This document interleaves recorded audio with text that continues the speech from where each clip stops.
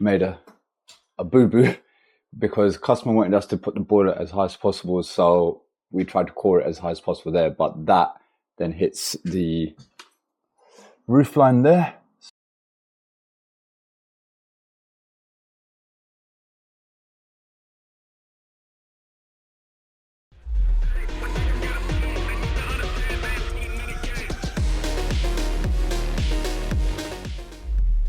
Welcome to today's job, which is day 1 of 2, back boiler conversion. I don't think I've ever filmed a back boiler conversion. It's only my second ever back boiler conversion. First one was my own one and Josh helped me out on it. This is Josh's one and I'm helping him out. So that is the back boiler that's coming out. Doing a new gas run at the moment. So V's somewhere under the floor at the moment, running a 28mm supply from here down to where the back boiler is, and then from there we're going to get gas feed up because the boiler is going to go where the old airing cupboard was. So yeah, flooring's up here, V's somewhere down there. Say hello, V. I don't think he can hear us. He's hello, hello. He's somewhere under there, so he's sorting that out. I got here a little bit late. Josh has already ripped out the loft, the airing cupboard. Luckily the cupboard has been completely battered out. I've got Martin here from Cineworks as well. So he's here to do a bit of filming with me, with Talon. We're going to be showcasing the flue snugs and the pipe snugs as well. So that's going to be a separate video. But obviously you guys know that I use pipe snug, flue snugs every time on a new install anyway. So the boiler is going to be going here. Just currently siphoning this out straight onto the roof. Lovely jubbly. We're going to be putting the boiler here. Just need to work out, because this is the first time I've come here to have a look at, see what's going on, but just got to identify what our feeds are. Obviously heating flow, that's got a link onto there, but what I want to try and find here, which is that a T? No, look, yeah, there's a T there. So that's our cylinder return. So what I just need to figure out is which is the return going back to the back boiler, which we can cap off. That looks like it's going to be that one because it's going that way. And then probably, yeah, look, I think it's going to be one of these two. That looks like it's going to be our primary flow and returns coming up from the back boiler. They're going to be made redundant, and we just want to make sure that we link out the heating return. The only thing is, which I'm not sure about, is obviously we've got downstairs radiator circuit and we've got the upstairs radiator circuit. I just want to make sure where this goes down to the back boiler, it doesn't tee off anywhere else there, because we don't want to cap that leg off, and then when we commission it, we might have heating upstairs, but we might have no circulation downstairs. So we'll figure that out when we rip out the back boiler and we rip out all this, and we see, make sure there's nothing else teeing off. But to me, it does look like this is our central heating return, which kind of makes sense because this is our central heating flow. In theory, from what I can see, we should just be able to link straight onto these two from the new combi, and that will be our heating flow and return circuit. Then the rest of it we can cap off. But like I said, in all these sort of conversions, don't make assumptions, follow the pipework, make sure you know what's what. We might have to do the old school way. Once we take the old back boiler out, basically blow down this pipe to make sure that it is just one continuous leg of pipe and it's not going anywhere else. And hopefully that will be that. Going to have to do something about this. I don't think this is supporting. I think they just used it as a shelf. So we're going to have to cut this out because the boiler is going to go on this wall facing this way. Flue is going to be elbow out. We've got a rainwater down pipe just there, so that looks like it's on this side, and we've got barrel cold main, so there's not much we can do with that. What we're probably going to try and do is take this plug out here, wind in a main line, and then come off of that for the cold supply to the boiler. Hot supply, we've got hot supply there and we've got hot supply here, so we need to tie in these two into one and then to the boiler. Obviously gas is going to probably come up from somewhere there where the back boiler is, and then flow and returns should be from there, and condense and PRV go straight out. And even from the condense, luckily we've got a soil stack just there, so we'll just core a hole, bang a pipe snug in, and then run the condense straight into the waste there. So just waiting for the cylinder to drain down at the moment. Gonna get some shots with Martin now for Talon, and then yeah, we'll just crack on. So I'll keep you guys posted as we get on.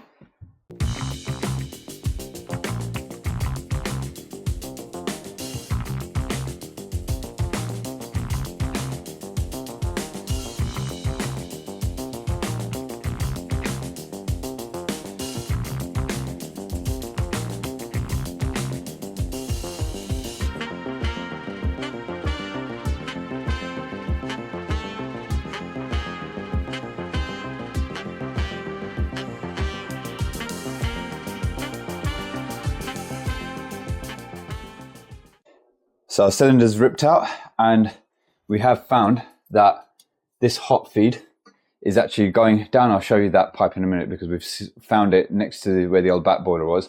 And the primary flame returns are literally just going straight to the back boiler and back up again, which is now ripped out. So I'll show you that in a minute as well. And that means that this is going to be our heating return. That was our primary return coming up from the back boiler. So we can get rid of this whole section here, and the heating return will link onto this, and the heating flow will link onto that. And then obviously we've got cold, we've got to link these two hots together. Might actually now be able to link them under the floor and then bring it up to the boiler. That bit's come out. That wasn't structural, as you can see, because the house and the chimney breast is still standing. Always a good sign. And let me show you what we've done with the back boiler. Well, we've ripped it out, but let's see. So back boiler. Say hi, Dave. Hello. That's the old back boiler. That's the old Baxi Bermuda. So wasn't as heavy as the one I ripped out a few years ago. There's a lot going on in here, but we are now, this is all clear. These are our primary flame returns, so they are literally just going straight up and not teeing off anywhere. So it means that we can just get rid of them. They're going to be made redundant. And this here, that was the pipe that I wasn't sure, but gave it a shake down here. And V and Josh, they identified upstairs when I was shaking it, that was the hot supply coming off the cylinder, the one that I showed you earlier, because that's an elbow. Well, it goes down, elbows, and then reduces to that 15 pipe. I'm assuming that is probably the hot feed to the kitchen sink there. And then I think there's a downstairs toilet. Yeah. So it's teeing off somewhere under the floor for the downstairs toilet. Apologies about the light. But yeah, so now that's going to go. That's got to stay. And yeah, look, that's a newer looking pipe as well. So it makes sense. That wouldn't have been part of the old heating system. But now we can safely make the primary flame returns redundant, and we can start getting the boiler on the wall upstairs. That's, oh, I think they've cut out there. There's the old gas feed as well. So that's all redundant now. Okay, so let's make a plan upstairs, get the boiler on the wall, start coring the hole for the flue, and then yeah, go from there.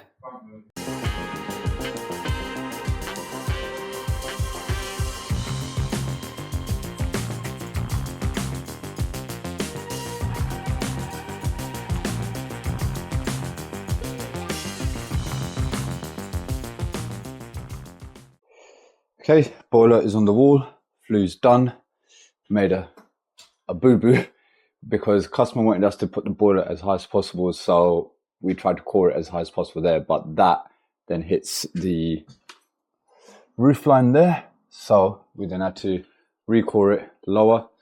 So that's fine, boiler's on now. We've brought the gas pipe up there. That's our hot feed, so that needs to link onto this. That's also hot. Need to obviously take all this out, but before I do that, I'm going to start piping everything down here. Condenser is done as well. That's going straight into the bathroom waste. So I'm going to start bringing my pipes down here. Once we've got it to about this level, then we can see, I might cut this bit of the skirting out here as well, so that we can then try and get the pipes going straight down, so there's no kicks or anything like that. But yeah, that's the plan now. Let's just crack on with it. All right, we are back at this conversion. This is day 2, so we had a late finish yesterday. My fault, but we got the boiler done. So it was circulating overnight. We just put it on a fly lead and added some chemical in pre-dosed it, and now we're just power flushing. So power flush is set outside in the garden. It's a lovely day today. Oh, I need to go and flip the direction now. But I'll just give you, right, let me go and do that, and I'm going to come back and give you a run through of how we've done this. Okay, so yeah, I've just recirculated that, so that's going in the opposite direction now. So just to give a run through of what we've done yesterday, these two were our primary flame returns that were coming up from the back boiler. We've just cut them, they've been capped downstairs under the fireplace. This was our hot supply to the downstairs. So we brought that in here, teed that off to the hot supply, and then carried on and picked up that's going to the bathroom in there. Now these two here were our heating flow and returns.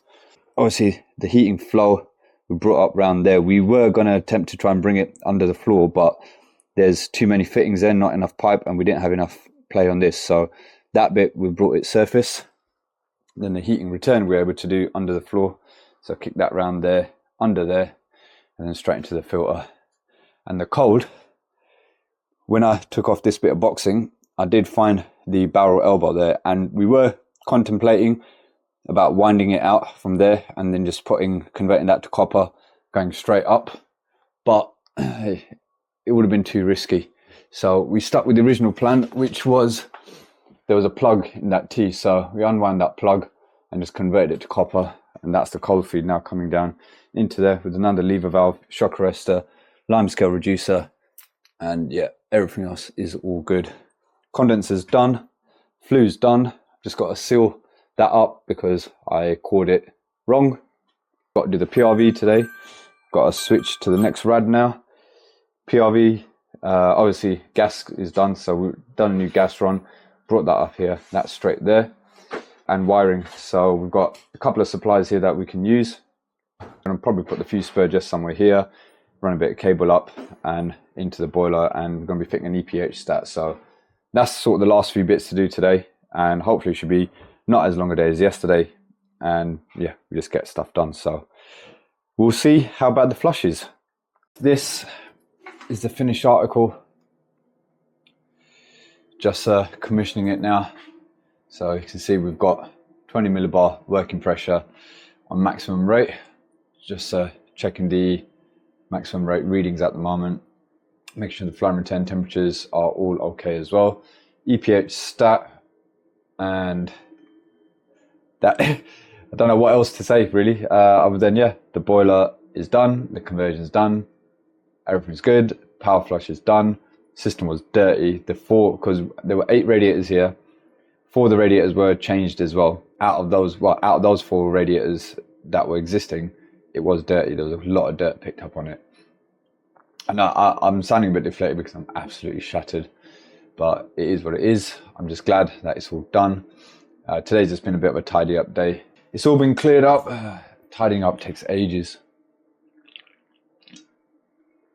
Oh, if you've not tried this new tonic drink, wicked. It's like an energy drink, but it's not an energy drink. You can Google it and you know more if you want to know more about it. I'm not trying to sell anything here. I like the drink, it tastes good. But yeah, just finishing up now, and then we're going to be out of here. So yeah, thanks for watching, and I'll see you in the next one.